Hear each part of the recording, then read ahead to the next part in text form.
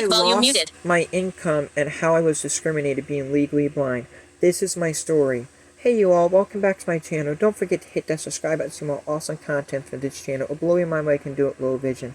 From auto repair to songwriting, history lesson, and singing. It'll blow your mind what I can do with low vision. Hitting that subscribe button is free and let you see more awesome content like this. And to all those who are subscribed to me, I appreciate it a super lot. You all mean a lot to me.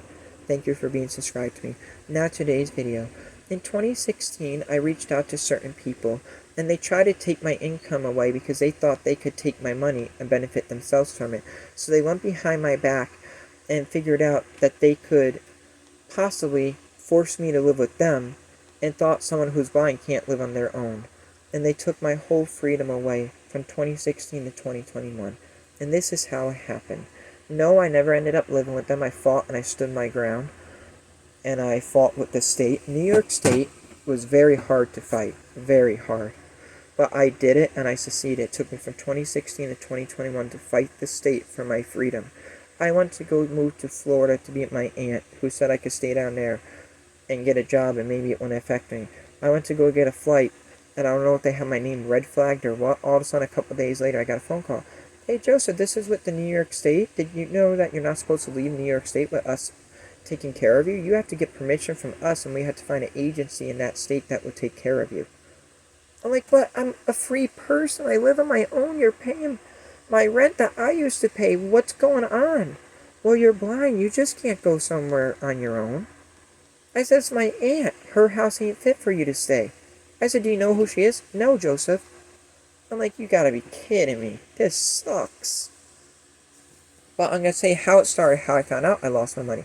I went to go pay my light bill, and I called the light company up, went to go pay the lights with my credit card for my bank, and the lady says, sir, your credit card is denied.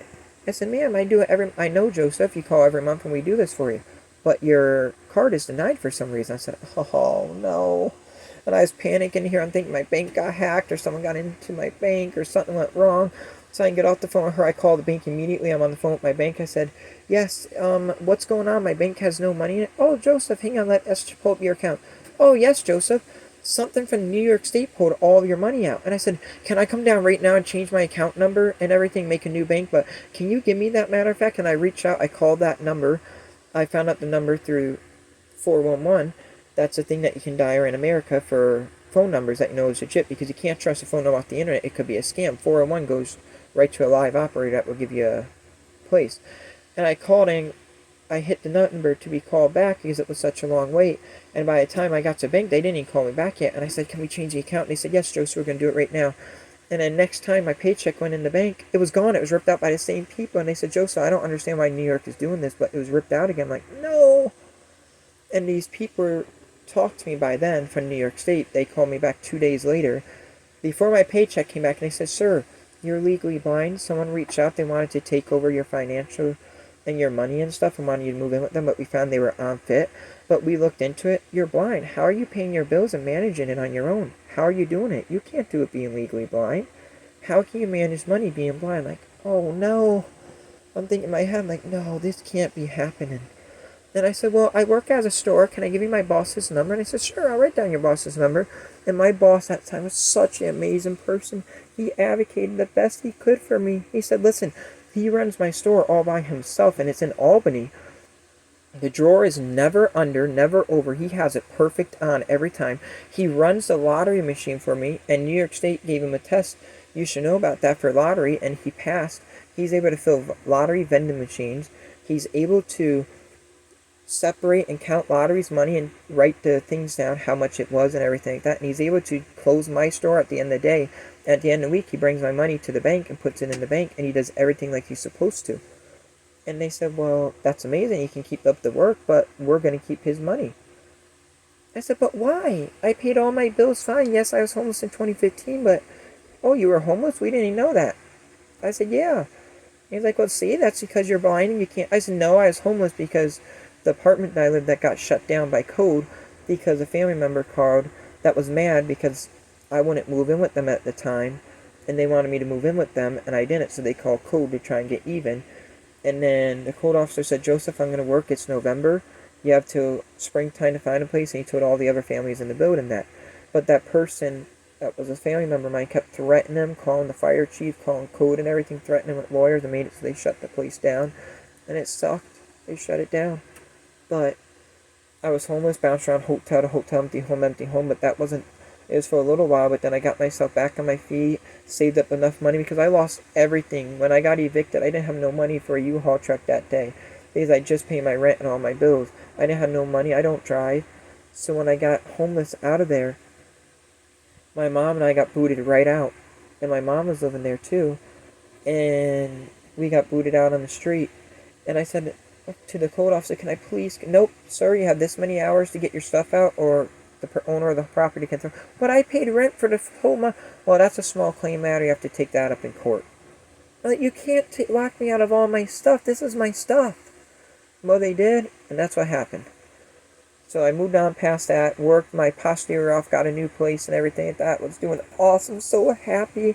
Had a place, had all new stuff, back on my feet, doing awesome. Reached out to certain people that I was trying to get in contact with for a long time to meet them, because I never met them before. I'm not going to say who they are or anything, because I don't want to cause any issues again. Well, long story short, I reached out to certain people, then they went behind my back because they wanted me to move in with them. And they wanted to take over my financial things so they can manage my money and be in charge of my money. Well, from 2016 to 2021, I only had $100 a month to live off of. When I worked, my paychecks were taken from me. My disability check that I got was taken right out. I didn't get no money from that. And then my paychecks, because you can work part-time being legally blind. So I was doing both.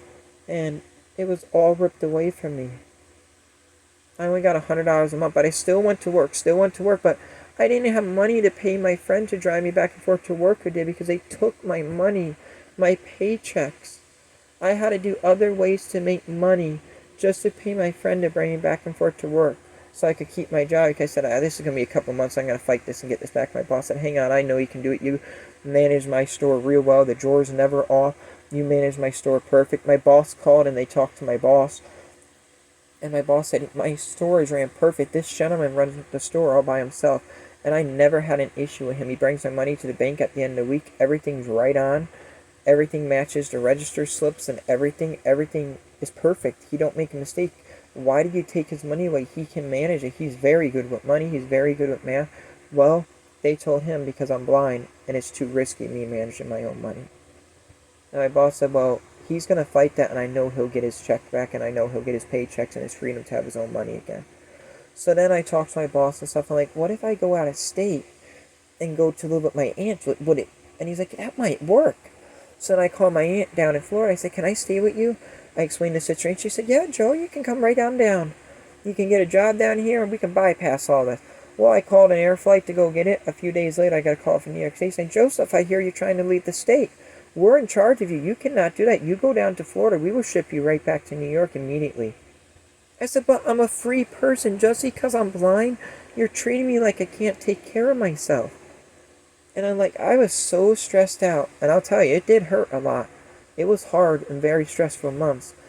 Those years even were so stressful from 2016 to 2021. I was stressed out a lot. I couldn't get my paychecks that I was working for. I couldn't buy things I wanted. And then I got evicted because the people who the state picked to be the payee through the county didn't pay my rent on time, didn't pay it right. And then I needed a U-Haul truck because I didn't drive and I wasn't in charge of my own money. I said, can I please get money for a U-Haul truck? I need a U-Haul truck. I just bought all this stuff. I got back on my feet from being homeless. Can you please let me get a U-Haul truck? Can you please? Oh, we gotta see if it's in your budget. Well, I have over $8,000 in my savings from you people. Can I please, please, please get a U-Haul truck? Oh, Joseph will call. Oh, we find it's not in your budget. Maybe if you have a friend or family member that has a truck and they can volunteer and drive and cover the gas, then you can get your stuff. And I said, what? I said, this ain't fair. So then I ended up losing a lot of stuff again. And the state said, oh, we got you a nice apartment to move into. No problem at all, the payee. We got a nice apartment. It's a studio apartment and stuff. Had no heat, no hot water, no kitchen sink, no oven, no refrigerator. It took 4 months to get a fridge and oven because I threatened to go to the news. That's how I got an oven and a fridge. I threatened to go to the news. I said, listen, this ain't right.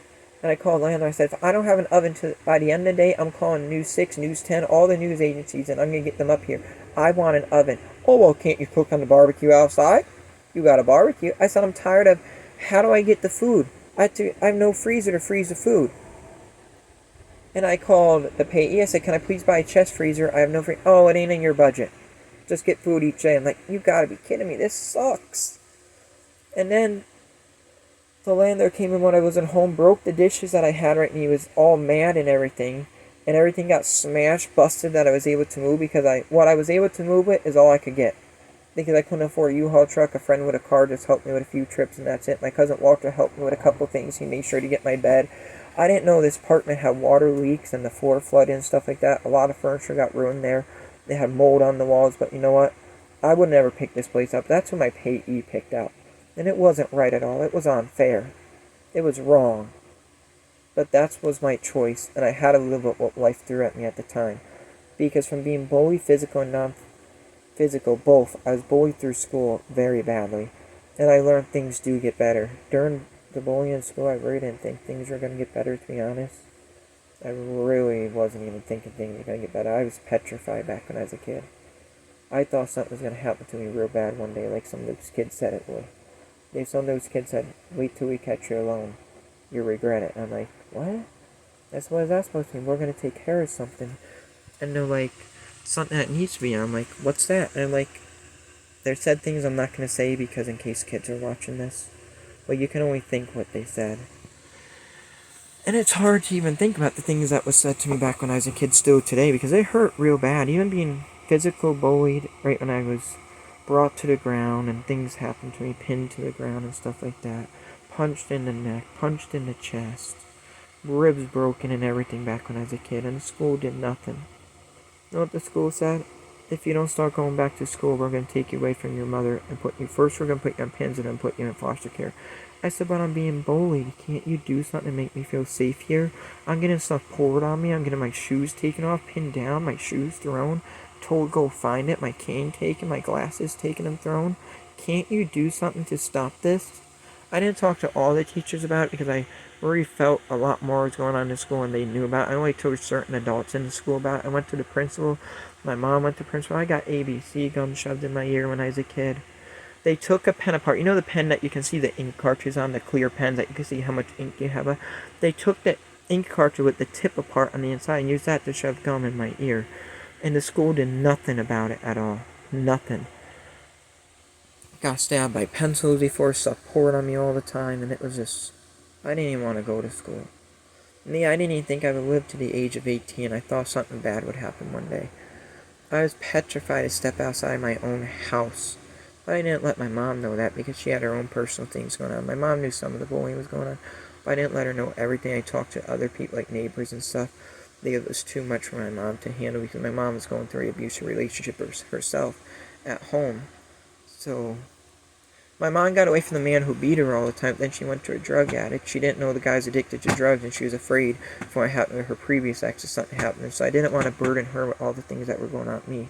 So I kept that, and only thing I really had that comforted me at night was my bunny rabbit when I was a kid in school. Because my bunny rabbit, I used to cuddle in and stuff like that, and oh man, I'm a grown man, this is hard. I used to, yes, cry myself to sleep and stuff like that, but can't complain. That's what happened back right when I was in school and stuff like that. I went through very traumatizing stuff that I have night terrors of. I have night terrors of the experiences and the trauma I went through. I should have never went through that, but other kids I went to school with have trauma too. Some of them suffer from night terrors because it ain't right. And some of these kids target us outside school. One of my friends was out of school and everything like that. School year done and everything. He did all of his years and everything. He's riding a bicycle. He got attacked by these group of kids because he had a disability and they knocked him unconscious. He was riding his bike, so the next thing he knew, he was in the hospital. This is how bad these group of kids were. And I moved around a lot as a child because my mom didn't pick the best men. My mom was a great woman. My mom who adopted me, I give everything to that woman for raising a child with a disability. She broke up my father who adopted me, which he was a cool person too, my dad who adopted me. We didn't always see eye to eye, but my dad was there for me for times. He got a lawyer to fight the school district and advocate and stuff like that, to fight the school district to try and make the things right for me and stuff like that, but it was years of battling with the schools and stuff like that. But this is what built my confidence up, with knowing I can make it. Hard times, they will come all the time, but good times will come after a hard time.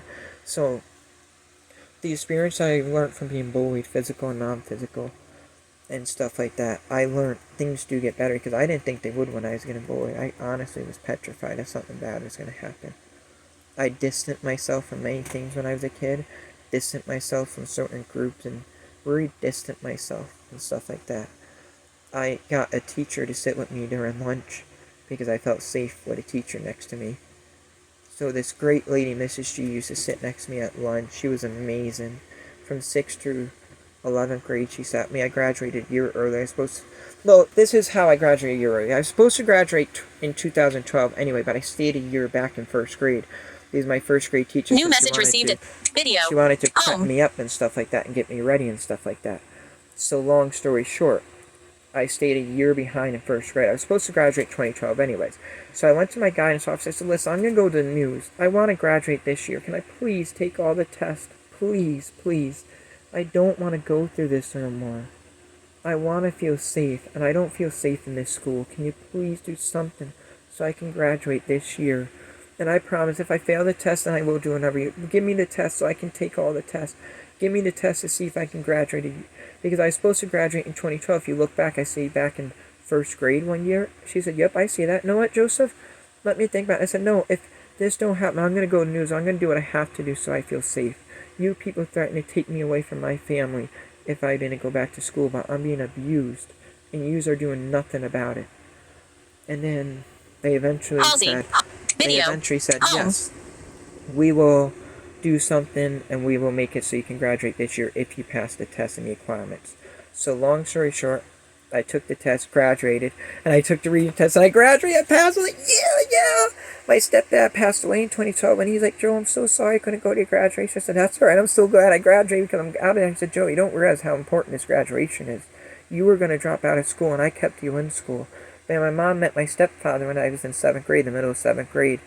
And my stepfather was that man who took my mom and I in and treated my mom like a queen, treated me like his own son. He never put a finger on me, never chased me into my room like my mom's other ex-boyfriends have, never put a finger on my mom. We went from bouncing around place to place, and my mom's boyfriends used to steal the rent money and everything from her and take all of her money. We went to living in a beautiful house. It was so amazing. My stepfather ran a construction company and everything. And I had my own room, my own TV. I got a video game, a PlayStation 2. Everything was like going so good. My stepfather was making sure I had everything. He said, son, just because what others are doing to you, don't let them impact you. If you drop out, it ain't going to be good. Stay in school, stay strong. And he used to go to the principal's office and stuff and fight. Like a teacher spreaded a rumor around that wasn't true once. And all the kids started finding. There were a lot of rumors going around about me that wasn't true. And my stepfather went and took care of it. Just like when I was going to Votech for Automotive School, a teacher said, Joe, you're visually impaired. Why do you want to go to Votech for Automotive? You're blind. What can you do? Why do you want to work on a car? How can you do that? I said, I'm doing it and getting 95. You are? How are you doing that being blind? And he's like laughing, like, you hear that, guys? He's doing that. And I'm like, he's doing that in front of all the kids. And that was wrong.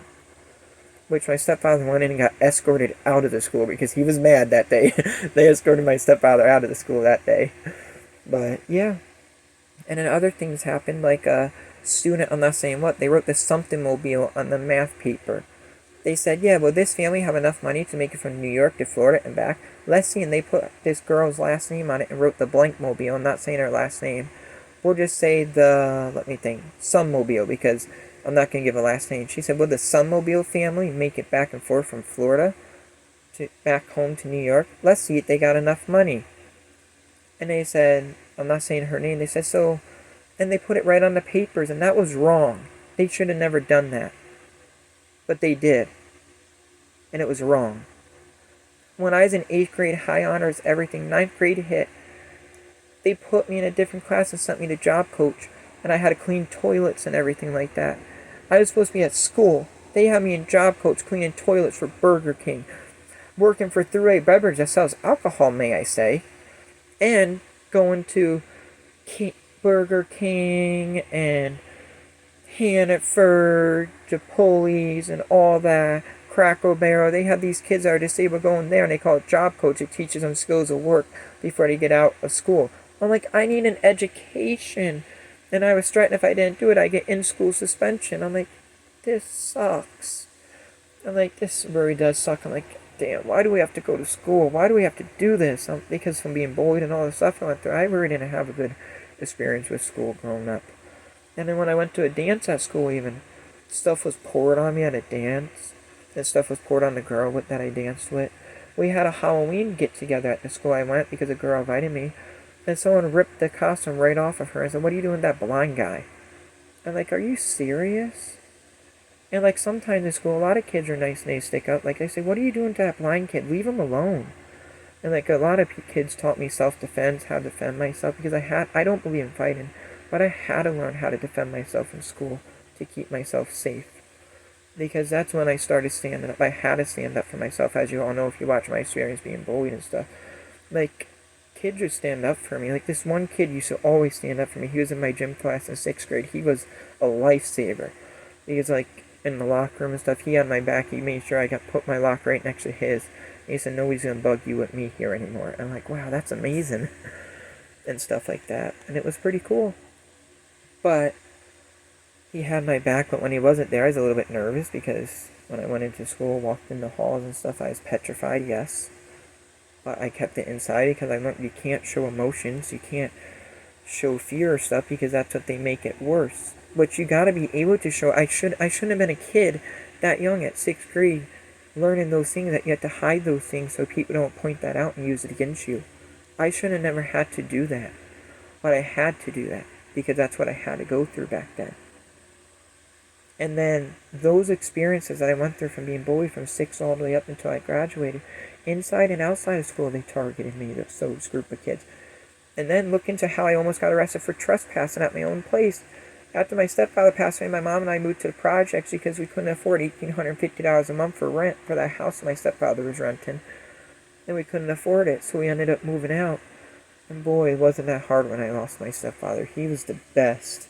He treated me like his own son, never put his hands on me, stood up for me, told me I could be who I want to be. He was amazing. That man was in tears when I graduated and he couldn't make it there. He was waiting at the door with open arms and gave me the biggest hug. You did it, my son. You graduated. You did it. I believed in you and I knew you could. Show me that diploma. And I'm like, wow, this is amazing. And I was so happy to have a man like him in my life. That stepfather was so amazing, but he taught me, Joe, things will be hard sometimes. You being blind might face some things real hard. You need to stand your ground. If you know you're right and know you can do it and someone tries to take something away, you need to stand your ground no matter how hard it might get in life. As long as you work through it, you can work through anything, son, because I believe in you. And you know what? That's what kept me motivated today. That's what kept me motivated to fight New York State when they took my income away. That's what kept me motivated. Knowing I made it through all that, I can make it through this. That's nothing compared to what I've been through. There's some things that went on right now as a kid that these group of kids did I will not say. I will not say to no one except certain people because it's not things that people don't need to hear and things kids don't need to hear. But certain people know, and that's it. A certain group of my friends, and I'll leave it like that. But certain things real terrible happened back when I was a kid, but I'm not going to say. But long story short, from me losing my financial freedom in 2016, I knew I would get it back, and I knew it. I knew by the grace of God and by me knowing I made it through all that, I can make it through this. And from being evicted because the payee couldn't pay my rent, I'm like, haha, this is awesome. They're not paying my rent. I got eviction. And I said, can I have a copy of this eviction stuff? And they said, why do you want a copy? I said, one that I'm going to mail to my payee and show they made me get evicted. And the judge says, well, you're being evicted for unpaid rent. And then the judge said, why are you not your own payee? And he said, you need to fix that, son. You need to get a lawyer or something. You need to fight and get your disability check and get your paychecks back. That ain't right. So you know what? I did that. And I contacted a lawyer in Massachusetts. I reached out to so many lawyers. They wanted to take my case. Not a lawyer in New York State would go against New York State.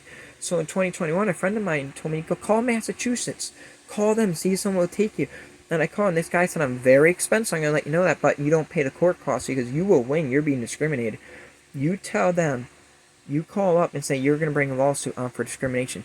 Next week, I gave that lawyer's name and everything. By next week, I got a phone call. Joseph, we made a mistake. You're fit to be your own payee. We're going to make everything go back to you. Now on, you're going to get your paychecks and everything like that. We're going to give you a paper. Congratulations for becoming your own payee and everything. I'm like, thank you so much. I'm like, what about the money that you guys see? That, oh, we'll send it back to you. You know what they did? They put it with Social Security like I was working, so when I get older, it goes back to me for Social Security, like a payment towards Social Security. I only got $300 out of all that money that they saved up. That's it. That's all I got. And they had way more. And I said, what about the bills you people didn't pay? What about the bills? I'm still paying off the bills they never paid today. They even changed my mailing address, you all. My medical bills couldn't even go with me. I couldn't have the freedom to get my own mail. They took my medical bills and just put it in the desk when I went to doctors and stuff. I had 3 different health cares. So how I did that, I had to have 3 different ones that covered different things. That's how New York State did it with me. And I had copays that I had to pay. So I paid the copays at the doctors by struggling, working my posterior up by changing a starter for $10, a tune-up for $15, changing stuff, doing it real cheap just to get by, raking lawns for $4 or $5 a lawn, because I really needed money so bad and desperately, because I was working during the week, mind you, getting a paycheck, but I couldn't get that money. And my disability check I couldn't get. I could only get $100 a month out of that. And it wasn't fair at all. Then when 2020 hit, COVID hit, I lost my job, which technically I wasn't getting the money there anyways because the place closed from COVID and they never reopened because it was a small business. The guy hurt from the business, all the stuff, the food and everything went bad that he sold, and he just couldn't reopen after COVID. And I still talk to that person, they're amazing, and then I've been trying to get a job ever since, and nobody will hire me being blind. Nobody, saying I'm a liability. I'm a liability because I'm legally blind. But I got 95 in automotive school, but I'm a liability. Well, long story short, we're not talking about how I'm being discriminated for a job. We're going to talk about the check. My paycheck, my disability check they took away, and it wasn't fair. All those years I would call up, I said, I need a phone, my phone's getting shot. Joseph, the phone is not a need. Use a neighbor's phone. I said, are you kidding me? I walk being visually impaired. I don't have buses out here. And the apartment you picked had no transportation or nothing. And I gotta walk. We don't have a grocery store in town. I gotta walk 3 towns away to get groceries. It takes me all day. Well, stop and ask to borrow phones if you need one. I'm like, you gotta be kidding me. So then what I used to do, I used to go to phone companies and apply for a phone bill and try my hardest to pay the bills. Sometimes I was able to keep the phone on for a couple months. Sometimes I wasn't because it depended if I got odd jobs on the weekends or at night. Sometimes I didn't get about 1 hour of sleep at night because I work during the day. Then I work at night to work my posterior off just to make money because I wasn't able to have my own freedom of money. Then I had to do odd jobs with anyone just to get money so I could pay for things I needed. And shout out to my mom who adopted me. Thank you so much for giving me cleaning chemicals. And thank you so much for taking responsibility in 2019 and paying my phone bill until I became my own payee again so I could have my own phone. Thank you so much for that. That means a lot to me.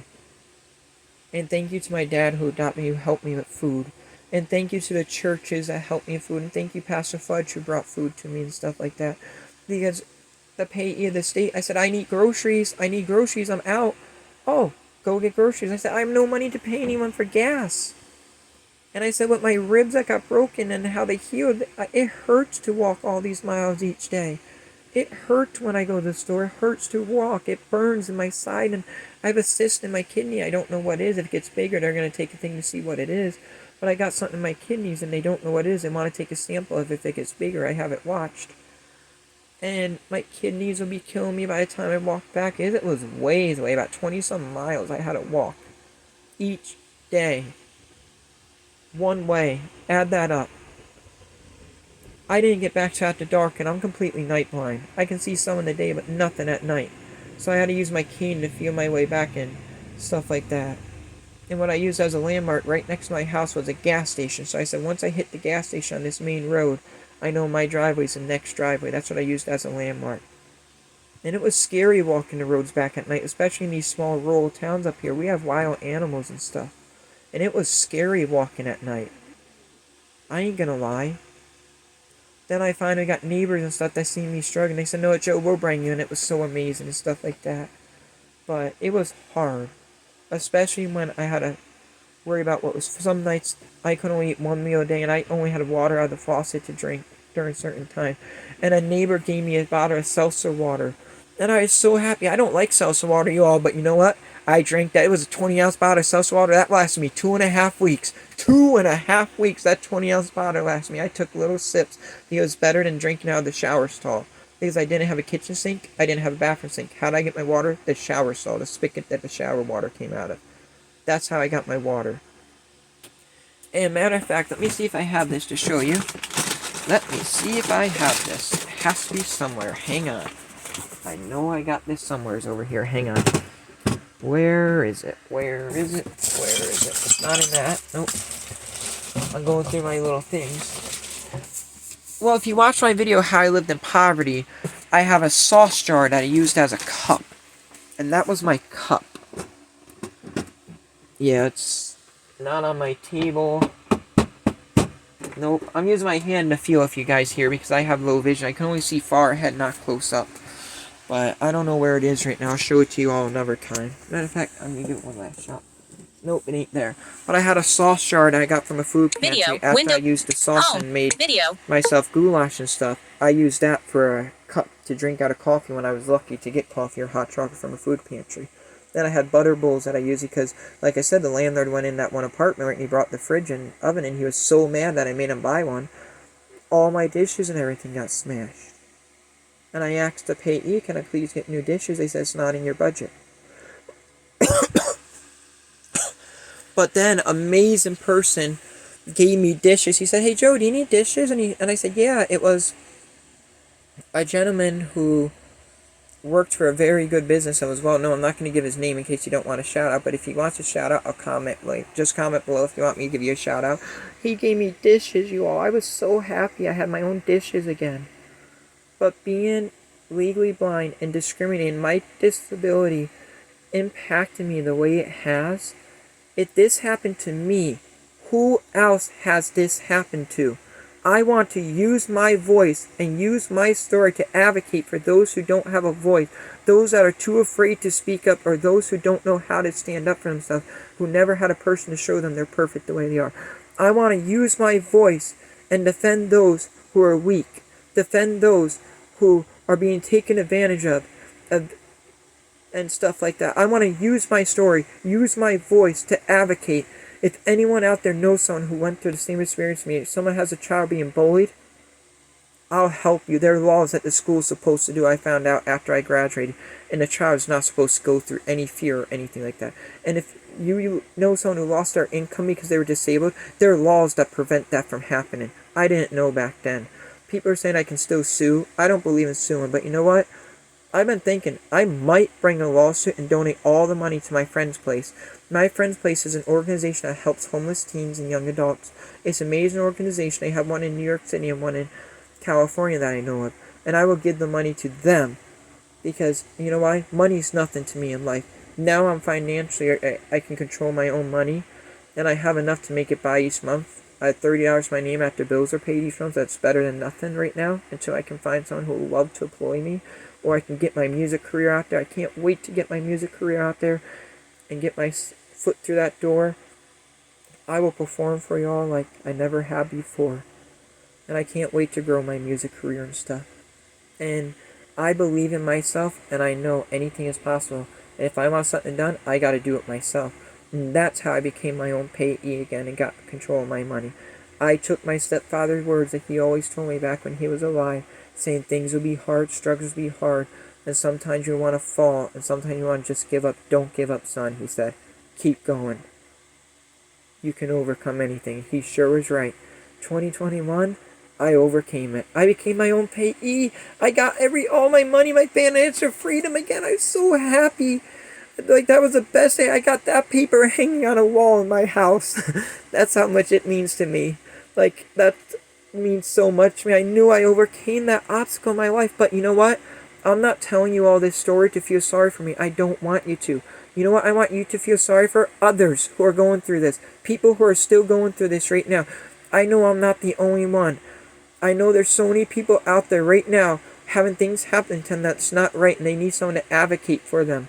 And this is why I'm spreading this story out there. I want anyone out there who knows anyone who needs advocacy, look up a local advocate in your area and figure out how to contact them and get a lawyer. They are laws that prevent these things from happening.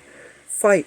Stand up and stand your ground. It might take years. Look, it took me from 2016 to 2021 to get my income back. And I did it, didn't I? I stopped job coach I did job coach for 2 years. 2 years. 9th grade to 10th grade. 2 years. And I stopped it by my parents having lawyers and everything and fighting it and getting me out of that. And they said, well, put him through automotive school and put him through VOTEC. Oh, what can he do with automotive? Well, the VOTEC teacher knew I could do it because he said I wasn't his first blind student, and I did it, and I got 95, 98. The least I ever got was a 95 in automotive school. I did awesome in it. But injuries that happened to me when I was in school makes it so I can't work on cars every day. My dream, my goal is to work on cars all the time. But I'm not supposed to lift over a certain amount of things. Because if I do so much, my chest wall swells up. I got hit in the center chest. The doctors don't know if that caused it or from my ribs getting broken. It's a thing I suffer at my chest wall, and everything swells up and around the rib cage. And it does it when it's hot out. It does it when it's humid, or if I lift things, or if I move around a lot. And it's very hard to deal with that pain. The doctor wanted to give me pain pills. I do not believe in pain pills. I won't take it. They said, Joe, we'll write you a script. No. I'm not taking that. I'll deal with it. I don't believe in that kind of medication. And I've been doing it real good. Once in a while, I'll take a Tylenol for it, and that's it. Or I'll go take an Epsom salt shower. I'll rub Epsom salt on me, and the magnesium takes down the swelling. I found out through one of my doctors, who said, Joe, it's an old remedy in one of these doctor books. Use Epsom salt. And it does. It brings it down. Because it's very sharp pains. And my wrist is damaged from what happened to me years ago when I was a kid. My wrist has a mark on it and stuff like that, a scar. Not sure if you can see it right where the bottom of my hand meets my wrist. Not sure if you can see that, but nerve damage happened in there that doctors didn't see back when I was a kid. I wish they did. I went to an urgent care and all they did was put liquid stitch and put it back together. But I wish I got that addressed more because it burns sometimes. When it's hot out and I'm sweating, it burns right there. It hurts to touch. The center of my chest still hurts to touch to this day. But you know what? I made it through all that. What are other people going through out there? I looked up what other blind people are going through, and you know what? Other blind kids are going through the same things that I did right now. They are going through school. A kid in California got punched in the face, a blind kid, and you know what? That school suspended the kid that stood up for him. That school suspended the kid who stood up for him. Yes, that kid stood up and took care of the kid that hurt that blind kid, and the school suspended the good kid. And did the kid that hit the blind person get suspended? No. Dr. Phil covered that, actually, too, if you want to look that up. But there are a lot of blind students who get mistreated and abused through the school system, if you look it up. Bullying happens a lot more than you realize physical through schools. Sometimes children don't know how to tell their parents. They tell other people. Me, I didn't want to tell my mom everything that was going on because she had too much of her own stuff going on at the time. And I didn't want her to have more stress. I only let her know certain things. I didn't tell her everything. But why I told you this story once again, don't think of me and my story and say, oh my God, that happened to you. I'm sorry. Don't be sorry for me. Be sorry for other people who are still going through this. I wanted to give this speech today. Be sorry for those who are still going through this right now every day. I want to use my voice, and I hope one of these days I can go to cities around the U.S. and spread my voice and stand there with a mic and explain what I went through and opens people's eyes to what's going on right now. And I hope my voice gets my story out there and helps so no one else has to go through these things that I did. And this is why I told you the story about me losing my income. Because if it happened to me and I met other people at that place where the state picked the payee for me through the county, I met other people there that became homeless because the payee didn't pay their rent either. And they were homeless.